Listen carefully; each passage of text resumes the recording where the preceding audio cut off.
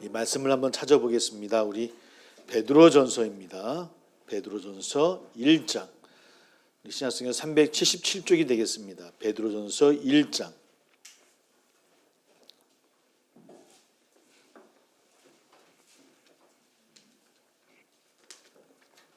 베드로전서 1장 우리 15절 말씀.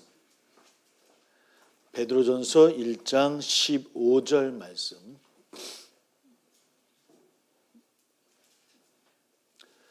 베드로전서 1장 15절 말씀 같이 읽습니다. 베드로전서 1장 15절 378쪽이 되겠네요. 신약성경. 같이 읽습니다. 시작. 오직 너희를 부르신 거룩한 이처럼 너희도 모든 행실에 거룩한 자가 되라. 아멘. 아멘. 거룩이라는 단어를 우리 이제 기독교는 참 많이 씁니다. 내가 거룩하니 거룩하라.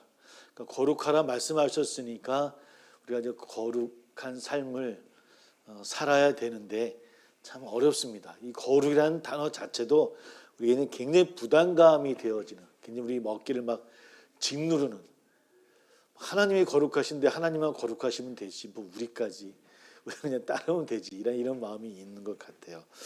그럼 거룩한 모습으로 또 우리에게 말씀하시기도 하고 또 그 말씀하시는 것이 성경입니다. 그럼 사실은 그 거룩하신 하나님의 말씀인 이 성경 말씀을 대할 때, 그러니까 성경은 우리가 늘 존중하고 끊임없이 경외하는 마음으로, 그래서 우리는 어떤 마음을 가져야 되냐면 말씀을 읽을 때마다 가르치소서 나를 가르치소서. 사실 이게 루터의 고백이기도 해요. 루터가 늘 성경 읽을 때마다 이런 마음을 읽었대요. 나를 가르치소서. 그러니까 주의 거룩하신 말씀이 늘 나를 가르칠 수 있도록. 그래서 어쩌면 체한다라고 얘기하죠. 아는 체한다고. 아는 체하는 사람을 거부하는 말씀이 또한 성경이 아니겠는가라는 그런 생각을 해보게 되어집니다. 아무리 우리가 성경을 열심히 읽고 정기적으로 예배를 참석을 잘하고 신앙 종교 생활을 잘한다 하더라도 우리가 하나님 말씀 앞에서 다 아는 것처럼 우리가 행하고 또 그런 체한다고 한다면 성경은 그 사람을 거부한다는 거죠. 그래서 우리는 늘 말씀을 대할 때는 나를 가르치소서. 루터가 이런 얘기를 했습니다. 몇 사람 모르는 사람들 나오긴 하는데 읽어드릴게요. 바울은 육체의 가시를 통해 자만을 멀리했습니다. 최고의 학자라는 멜란 히톤도 그렇게 아프지 않았다면 요망한 생각을 품었을 것입니다. 한편 야코부스와 아그리콜라 같은 이가 자만에 빠져서 교수와 목사들을 우습게 여기고 배울 것이 없다고 말할 때 나는 그들과 절교할 뻔했습니다. 민처, 쯔빙글리, 칼슈타트의 영혼도 이런 류에 사로잡혔던 것 같습니다. 이제 말하는 그 이름들은 당대 아주 유명한 학자들입니다.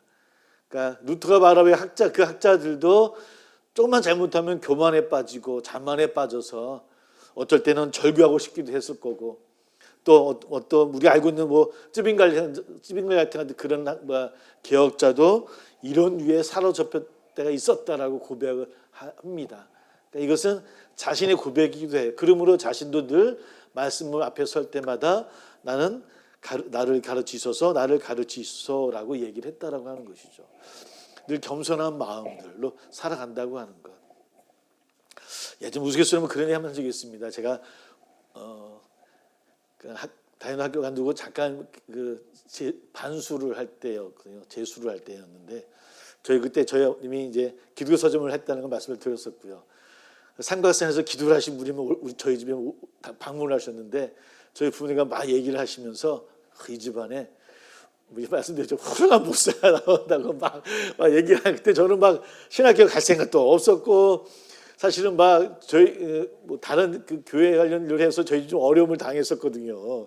그러니까 전 제 마음속에는 저희 아버님 어머님이 고생한 걸 봤잖아요. 그래서 내가 좀 미움도 있었어요. 교회다. 그래서 당연히 장로님의 아들이니까 열심히 교회 생활하니까 교회에서는 쟤는 목사 될 이런 얘기를 막 하셨다고 그러시더라고요. 근데 그분이 오셔서 그런 얘기, 본인은 이제 예언 기도를 하신 분이고 이 집안 보니까 이게 보인다고. 제가 그 얘기를 듣고서 내가 피웃겨 웃었는데 나중에 이제 어디 신학교를 들어갔어요. 제가 신학교 들어가서 이제 목회를 거쳤는데 가끔 생각나는 거예요. 진짠가? 이런 마음으로. 그럼 제 마음속에요 이렇게 이상한 마음이 막 생기기 시작하는 거야. 막 괜히 나는 그런 사람이야. 누군가가 예언했던 사람이야. 이런 마음들이. 그래서 사람 마음이 이렇게 얄팍하구나. 그 말 한마디에도 그 사람이 진짜겠습니까? 그러면서 그 사람이 헌금을 요구했거든요. 그래서 그 사람이 진짜가 아니잖아요. 그래도 불구하고 사람 마음은 좁은 것 같아요. 그런 마음이 막 흔들리기도 하고. 어떤 아주 성령론의 우리나라의 대가셔요. 대가시는데 박영돈 교수님이시라고 이제 장로교 쪽 조직신학 성령론에 대한 우리 한국에서 대가신데 이분이 이제 미국의 목회를 이제 집회를 하러 가셨다가 예전에 좀 젊었을 때 성령론을 가리켰던 제자인데 신학은 안 하시고 이제 그 교회의 교인이 되셨던 거예요. 오랜만에 한 20년 만에 만나셨죠, 그분을. 근데 그분이 이야기하기를 내가 얼마 전에 성령을 만났다고. 성령을 만나서 나는 지금 굉장히 많은 변화가 있고 막 그렇다고 하면서 그 박연호 교수님께 뭐라고 얘기를 했냐면 목사님도 성령을 만나셔야 된다고. 그러니까 막 그래서 막 이렇게 이렇게 훈계 비슷하게 얘기를 하시더라는 거예요. 근데 그 얘기를 듣는데 굉장히 마음이 좀 안 좋더래요. 그래서 네로라 하는 그도 성령론에 대해서는 한국에서 네로라는 학자라고 생각해 왔고 뭐 여러 가지 있는데 그분이 얘기하기를 표정을 보니까 당신은 성령을 만나야 된다라고 얘기를 하더라는 거예요. 곰곰이 생각했대요. 내가 와서 막 연세가 있으셨으니까 막 여행도 하시고 집회도 막 급하게 하시고 내가 피곤했나? 또 원래 또 좀 생김새 그 모습도 그 교수님이 좀 날카롭게 생기셨어요. 날카롭게. 우리 박사님처럼 날카롭게 생기셨어요. 아주 딱. 근데 그렇게 얘기하더라고요. 얼굴을 보니까 성령을 만나셔야겠다고 막 그 훈계를 하시더라는 거예요. 근데 그 교수님이 거기에 대해서 답을 못 하겠더래요. 지나온 세월을 가만히 생각해 보니까 뭐 그렇잖아요. 우리 사람이라는 게 누가 하나님 앞에 자신 있겠습니까? 내가 정말 성령을 만난 사람처럼 막 삶과 내 생각과 마음이 정말 그런 마음을 살겠어요?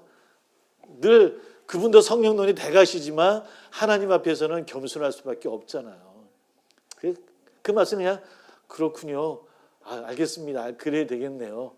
그러면서 본인은 얼굴만 봐도 이제 알겠다고 성령을 만났기 때문에 얼굴만 봐도 안다고 그러면서 그러고 그냥 네 알겠습니다라고 헤어졌대요. 근데 그날 밤은 계속 그 생각을 하는데 마음이 찜찜하더라는 것이죠.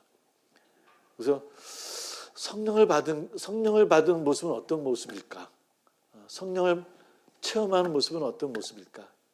그래서 그 글에서 얘기하기를 그날 만난 그 성도님은 참된 선지를 만난 것 같지는 않다고 본인이 얘기하시더라고요. 그렇게 막 남의 모습을 가지고 얘기하고 너무 판단을 쉽게 하는 모습은 분명히 성령을 만난 모습은 아닌 것 같아서 좀 마음이 좀 아팠다라는 그런 얘기를 하더라고요.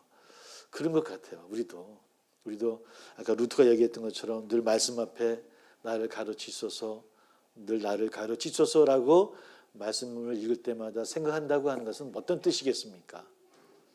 늘 우리 부족한 모습들을 늘 말씀 앞에 세워야 되는 그런 존재들이 아닌가. 목사님 저도 그렇고 우리 모두가 그런 모습으로 모든 행실에 거룩한 자가 돼야 된다라고 하는 그 말씀은 모든 현실 가운데 우리는 늘 겸손한 모습으로 살아가는 것, 이것이 바로 거룩한 것이 아닐까. 거룩은 구별되어지는 것이라고 말씀을 드렸잖아요. 그렇죠? 우리가 이 세상 살아가면서 어떤 모습으로 우리가 구별될 수 있을까? 어떤 거겠습니까? 저 거룩합니다라고 해서 랍비들처럼 길가치 막 걸어가다가 그 자리에 서서 손을 들고 막 기도하는 모습이 거룩한 모습일까요? 주일 아침은 생명책을 다 여기 가슴에 끼고 저희 아버님이 그러셨거든요. 꼭 왜 가슴에 껴드냐 가슴에 탁 품고 이렇게 교회를 가셨거든요. 이런 모습이 거룩한 모습일까요? 아닐 것 같아요. 늘 하나님 앞에서 주여 오늘도 나를 가르쳐 주옵소서. 오늘도 나를 인도하옵소서. 오늘도 나를 주의 길로 인도해 주옵소서라고 늘 낮은 자세로 겸손하게 나아가는 것. 그 모습이 정말 거룩한 삶의 모습이 아닐까. 그 모습으로 세상 사람들은 구별하지 않을까. 그러지 않을까. 많이 가진 것, 높이 올라갔다고 해서 구별하지 않지 않습니까? 그죠?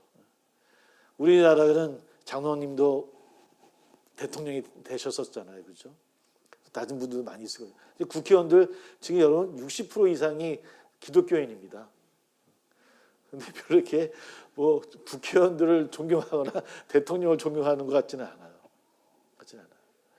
그러나 작은 누군가를 위해서 기도하는 어느 성도님의 그 겸손함, 이웃을 위해서 같이 아파하고 안아주는 그런 따뜻한 마음, 이런 마음들이 구별된 마음이 아닐까? 그것이 거룩이고 주님이 그렇게 거룩하셨던 것처럼 그런 우리 시대에 우리는 그런 거룩한 모습으로 살아가는 저희들 됐으면 참 좋겠다. 아침에 얘기했습니다. 이제 교회력으로는 이제 한 해를 마쳤어요. 마무리했습니다. 오늘도 이제 다음 주부터는 교회로는 이제 새로운 해기가 시작되어집니다. 새로운 마음으로 거룩한 모습으로 다시 우리 다음 회기를 잘 이겨낼 수 있는 저나 우리 모두가 다 되어지기를, 오늘도 우리를 가르쳐 주시는 주님과 함께 동행하는 한 주간이 되시기를 주의 이름으로 소망합니다. 잠깐 함께 기도하겠습니다. 함께 기도합니다. 한 주간 또 함께 해주신 것 감사를 드리고, 또 건강한 또 생각들, 우리 마음들, 또 늘 부족하고 아직은 설익은 모습을 갖고 있는 우리들이지만 늘 하나님을 통해서 아름답게 변화되어질 것이라고 하는, 누구를 바라보도 소망을 품고 바라보는 모습이 하나님이 기뻐하시는 모습일 것 같습니다. 그런 사랑의 눈으로 서로를 바라보고 서로를 격려하는 그런 겸손한 사람이 되게 될 수 있도록 주여 나를 가르치소서. 함께 기도하며 한 주간을 시작하도록 합니다. 우리 함께 기도하겠습니다.